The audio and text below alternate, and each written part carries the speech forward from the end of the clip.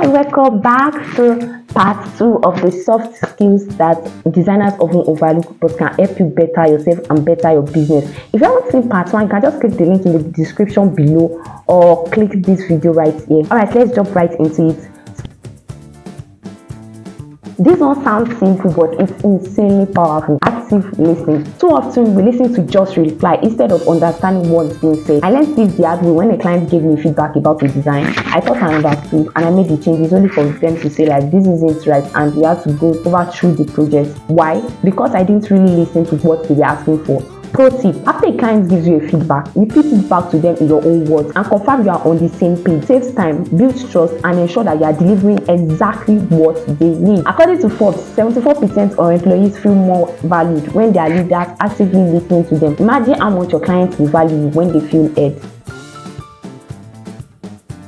Let me ask you something. How many amazing designers do you know who don't get the recognition they deserve? Here's that truth. No matter how stunning your portfolio is, if people don't know about it, it's like having a masterpiece hidden in a closet. Self-promotion isn't about bragging. It's making sure the right people know what to bring to the table. Self-promotion is something that still feels awkward for a lot of designers, but it's vital. I used to avoid talking about my work, thinking to come across as bragging. But then I realized that clients need to know your value. Whether it's through your portfolio, social media, or even just talking to potential clients, you need to make it clear what you bring to the table. Do you know that certain employers and clients actually check social media profiles before hiring someone? For freelancers and designers, your online presence is your storefront. It's where clients decide whether you are worth their investment. So how do you master self-promotion without feeling weird?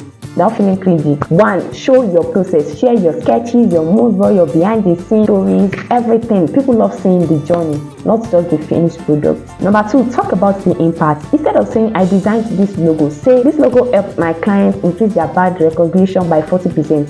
It's about the results, not just the designs. Then be consistent. Post regularly on platforms where your audience hangs out. LinkedIn, Instagram, or even Behance. Consistency builds trust and keep you on top of mind. Also, engage, don't just post. Comment on other people's work, join design communities, participate in discussion, engage with people you know that can turn out to be potential clients. When you engage, people notice you. Pro tip: think of self-promoting like planting seeds. Not every post or share will bring immediate results, but over time, those little efforts grow into opportunities. Self-promotion is about attracting the right client, the one who values your skills, understands your worth, and are willing to pay for it. So next time you feel hesitant about putting yourself out there, remember, you are not bragging, you are building your future.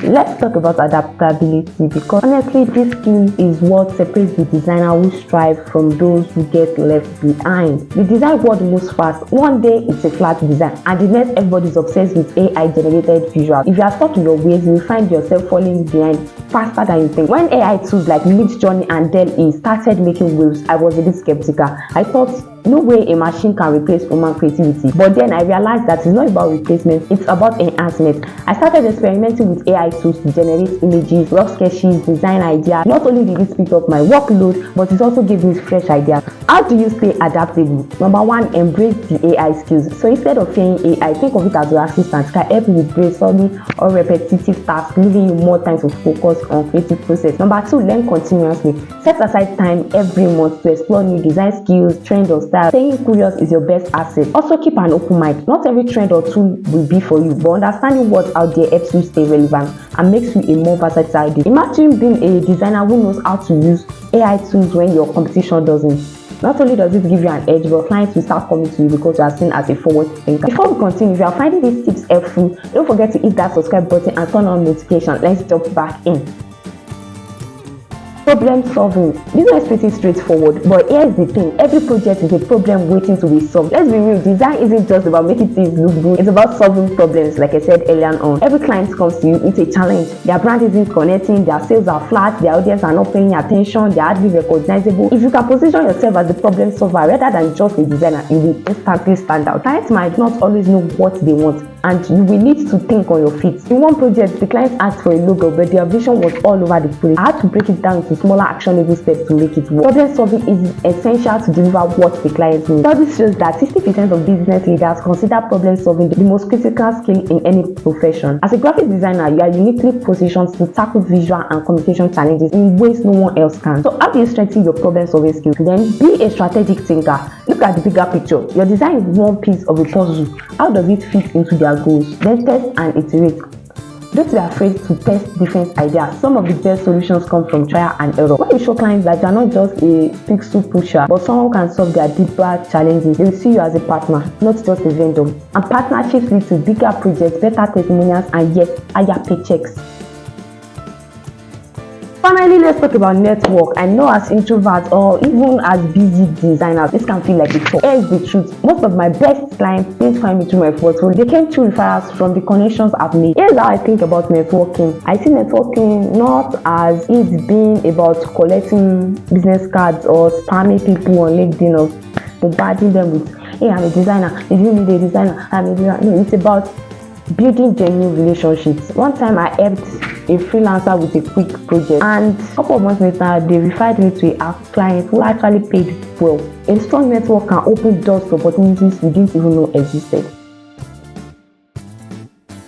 Last but not the least, reflection. I'm not talking about looking at a mirror. I mean taking time to look back at your project and think about what went well and what could have been better. It helps you grow. Tell me, how often do you finish a project, deliver it to the client, and immediately jump into the next thing without thinking twice about what just happened? I used to do that all the time, but then I discovered that taking time to look back at your project and thinking about what went well and what could have been better helps you grow, both as a designer and as a business owner. Reflection can be a personal feedback loop. So how do you build reflection into your routine? Number one is post-project reviews. After every project, especially the big ones, write down 3 things you did well and 3 things you can improve on. These simple habits can review patterns you didn't even know were holding you back. Next, ask for feedback. Reflection is not just personal, it's also about hearing from others. Reach out to clients or peers and ask for honest feedback on your work. Then take a moment each week to ask yourself what you have learned and what you have accomplished and what you want to work on next. Reflection is like a design critic, but for your entire workflow. It's not about being hard on yourself, it's about being honest so you can grow. And here's the thing, when you make reflection a habit, you start noticing small shifts in how you work, how you communicate, and even how clients respond to you. These soft skills are not just only nice to have, they are game changers. So start working on them today, and I promise you will see the difference in how you work with clients, how confident you feel, and yet how much you are getting paid. If you enjoyed this video and find it helpful, give it a thumbs up and leave a comment below on what you'd like to learn next. And if you haven't already, make sure to subscribe for more tips like this. Don't forget to check out my next video to watch more content like this. See you in the next video.